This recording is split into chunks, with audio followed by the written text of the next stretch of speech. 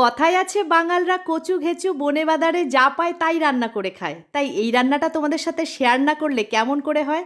তাই নিয়ে চলে এসেছি এই ইলিশের ছোট ভাই, চিনতে পেরেছো? খয়রা।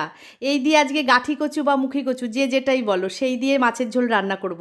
তাই তোমাদের সঙ্গে শেয়ার করছি, দেখে নাও আমি কিভাবে এই রান্না করেছি। প্রথমে খয়রা মাছকে নুন হলুদ মাখিয়ে তেলে ভেজে নিয়েছি, আর মাছ ভাজার সময় বেশ খানিকটা তেল বেরিয়েছে মাছের থেকে।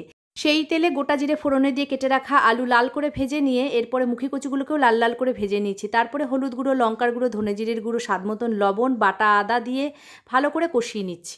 অল্প অল্প করে জল দিয়ে মশলাটাকে খুব ভালো করে কষাবো যতক্ষণ না তেল ছেড়ে যাচ্ছে। তারপরে পরিমাণ মতন গরম জল দিয়ে দেবো। এবার ঝোল ফুটে গেলে মাছগুলোকে এক এক করে দিয়ে দেবো।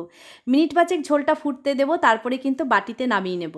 দেখেছো কেমন করে করে ফেললাম গাঠি কচু দিয়ে খয়রা মাছের ঝোল। বাঙালরা কিন্তু বন জঙ্গলের জিনিস দিয়ে খুব সুন্দর রেসিপি বানিয়ে ফেলতে পারে।